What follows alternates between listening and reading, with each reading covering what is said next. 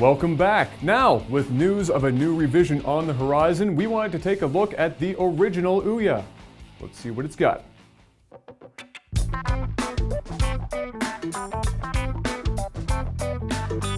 If you don't already know about the Ouya, let me bring you up to speed.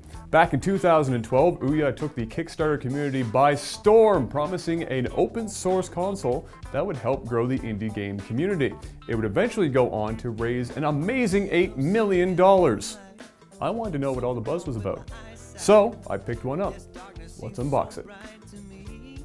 All right, ladies and gentlemen, let's unbox the Ouya, shall we? Now, I actually took part in the Kickstarter, and so I was given this lovely little banner that says, "Thank you for believing." And I did. I believed so hard in the Ouya that I actually spent enough on it to pick up a second controller, but we will get to the controller stuff soon enough.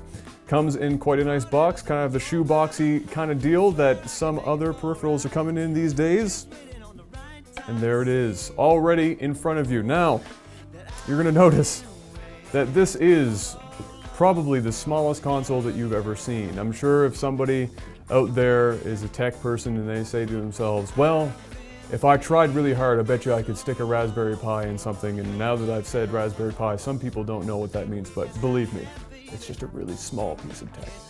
This is a small console, but it is a very nice looking console. When I opened it, I was actually kind of surprised. It is made of metal here on the outside, plastic top and bottom.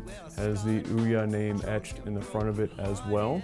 And on the side, and again, I don't know how well it shows up on the camera. If you squint really hard, you might be able to see that those are names, and they're names of contributors to the Ouya project, major contributors, which I thought was quite a nice touch.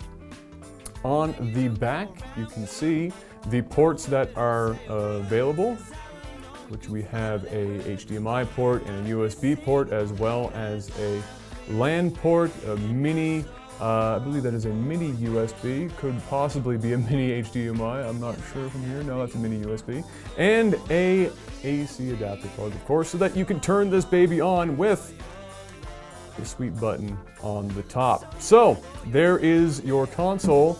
Now let's talk a little bit about the controller, which was unfortunately a bit of a sore spot for me when I first picked up the console. So, moving this ever so slightly out of the way so I can talk about it.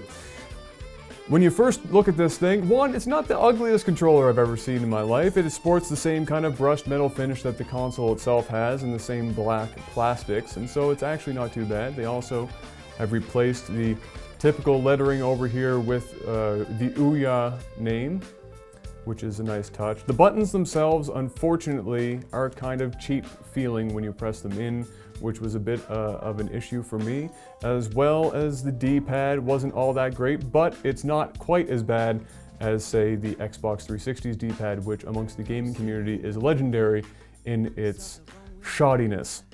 The two analog sticks aren't too bad, but they are a bit stiff, and I'm sure they would break in over time, but even then, they are a bit stiff. And the whole design of the controller, including the stiffness of the analog sticks, actually gave me controller fatigue. When I only used it, I'd actually got controller fatigue putting in my credit card information, which is a bit sad, to tell you the truth. No controller should fatigue you in the time it takes you to enter in your credit card number, but this controller managed to make that happen. The back triggers they have 4, just as you would with any other. They too, the bottom ones at the very least, also feel very cheap to the touch. They get kind of sticky as well. The top 2, the bumpers, aren't actually so bad. They feel about as good as any other controller does. But overall, a bit of a miss on the controller design, specifically when it comes to plugging it in or charging it or anything, which you might have noticed by now. That doesn't actually exist on here, at least to the naked eye. Eventually, I gave up trying when I first got the controller, and I decided to Google how to put the batteries in.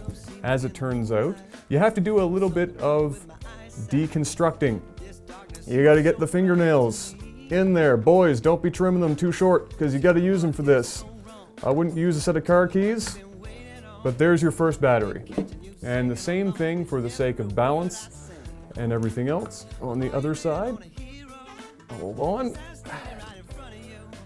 Same on the other side. So you can see the two batteries are in place. They're not too bad to get out, but it's the simple concept of having to take the whole controller apart for all intents and purposes a bit strange, to tell you the truth. And while it did give the controller a nice weighty feel once the batteries were in, it didn't change the fact that the controller felt cheap and of course tired my hands out. So what comes with it for connectables and all of the good stuff? Let me dig some things out of the box. So first up, let's show off the fancy AC adapter with an extra adapter. So when I first took this out, again, I was a little bit confused, but of course this is just for if they were shipping this into another country with different AC adapters. It comes with a nice little shield there, and then you can plug in your proper adapter so that you can actually plug it into your wall. So I thought that was quite a nice, neat little function instead of having to rebuild entire AC adapters for every country they ship to.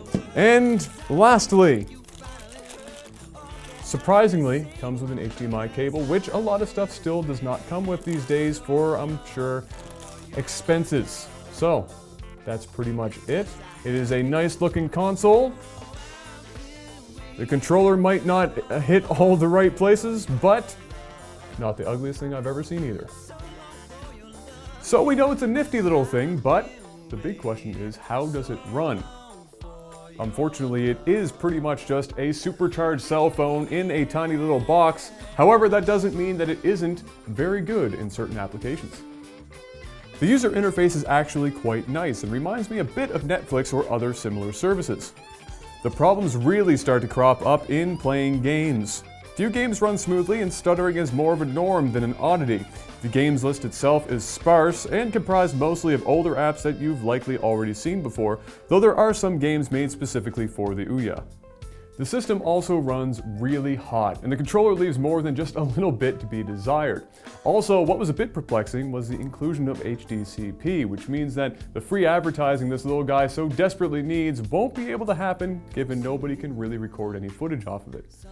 This was a concept that was so bulletproof on paper, but just didn't live up to its goals. So here's hoping version 2.0 is a step in the right direction. Well, ladies and gentlemen, we have come to the end of our first ever episode of TechUp. Of course, you can let us know what you think of the show on our Facebook page and or Twitter. And until next time, I'm your host, Adam Morehouse. Have a good one. A big thanks goes out to our featured local artist this week, Chris Kirby.